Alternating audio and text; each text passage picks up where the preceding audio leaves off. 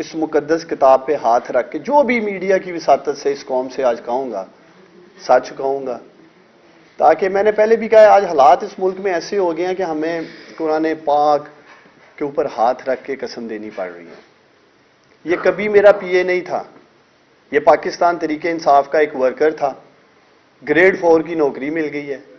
اٹھا لیتے ہیں چوکیدار کو صرف اس لیے کہ ایک عثمان ڈار کو فکس کرنا ہے۔ عثمان ڈار کو کیوں فکس کرنا ہے پاکستانیوں؟ کیونکہ آج رول آف لا کی جو جنگ میرا لیڈر عمران خان اس ملک پاکستان میں لڑ رہا ہے، فنڈامنٹل رائٹس کی جنگ اور تحریک لے کے بڑھ رہا ہے، اس کا ساتھ دینے پہ ہمیں یہ سزا دی جا رہی ہے۔ عثمان ڈار کا جرم یہ ہے پاکستانیوں کہ وہ آج عمران خان کے ساتھ کھڑا ہے۔ عمران خان کا ساتھ دینا آج ہمارا جرم بن چکا ہے اس ملک میں، اور جو کوئی بھی آج عمران خان کے ساتھ کھڑا ہے اس تحریک میں، انہیں دیکھے جیلوں میں ڈال رہے ہیں، مقدمات کر رہے ہیں، بغاوت کے مقدمات کر رہے ہیں۔ تو ایک تو میں خود اس قرآن پاک پہ ہاتھ رکھ کے قوم کے سامنے یہ حلف دیتا ہوں کہ کبھی، یہ ٹھیکے تو دور کی بات ہے، 150 ارب روپے کا میں کامیاب جوان پروگرام دیکھ رہا تھا جب حکومت میں تھا، 150 روپے کی یہ کرپشن سامنے نہیں لے کے آ سکے 150 ارب روپے کے پروجیکٹ سے۔ آج تک نہ میں نے خود کک بیکس لی ہیں، کرپشن کے پیسے کو ہاتھ تک نہیں لگایا، نہ میرے بہاف پہ جوید علی ہو یا کوئی اور شخص ہو، الحمدللہ مجھے فخر ہے، کوئی فرنٹ مین نہیں ہے۔ یہ اس مقدس کتاب کو میں قوم کے سامنے رکھ کے آج حلف دے رہا ہوں، 1 روپیہ اپنے جسم میں نہ اپنی اولاد کے جسم میں حرام کا پیسہ اتارا ہے۔ اور شاید یہی وجہ ہے کہ ہم رات کو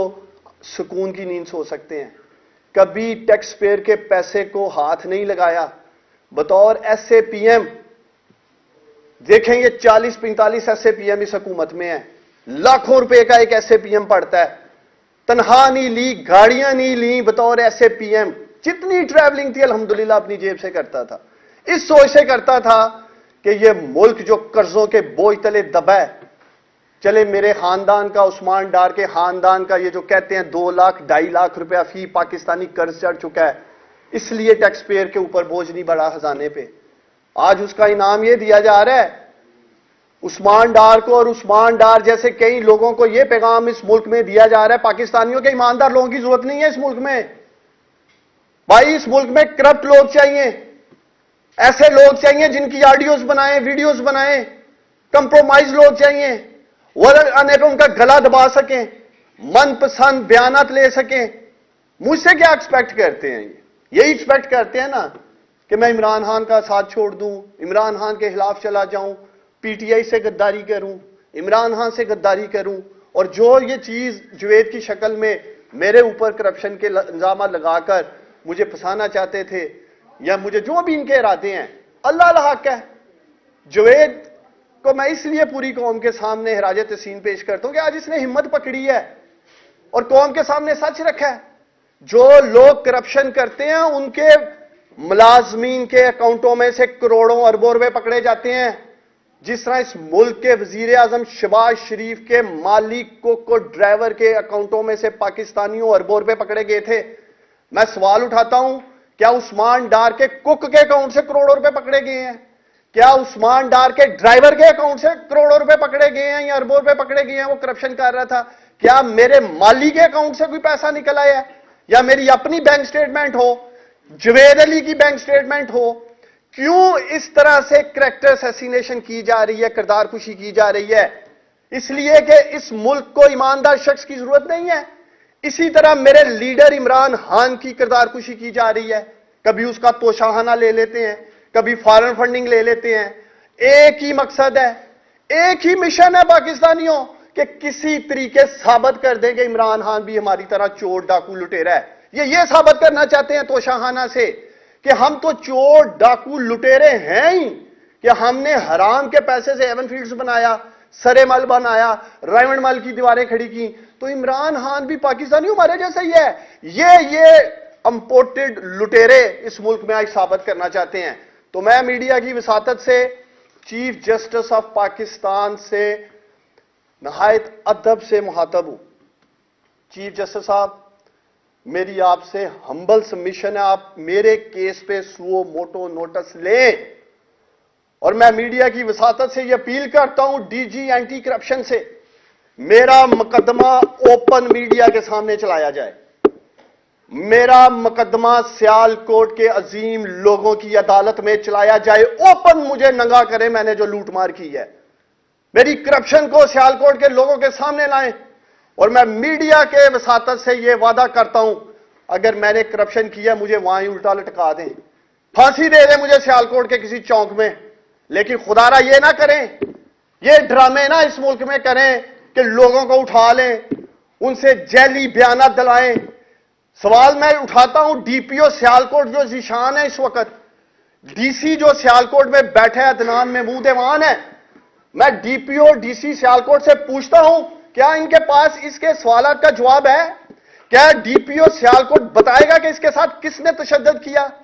میں میڈیا کی وساطت سے سوال اٹھاتا ہوں وہ کون لوگ تھے جو جوید کے منہ پر کپڑا ڈال کر اسے لے گئے، جانوروں کی طرح ہتھ کڑی لگا کر باندھ کے رکھا، ننگا کیا،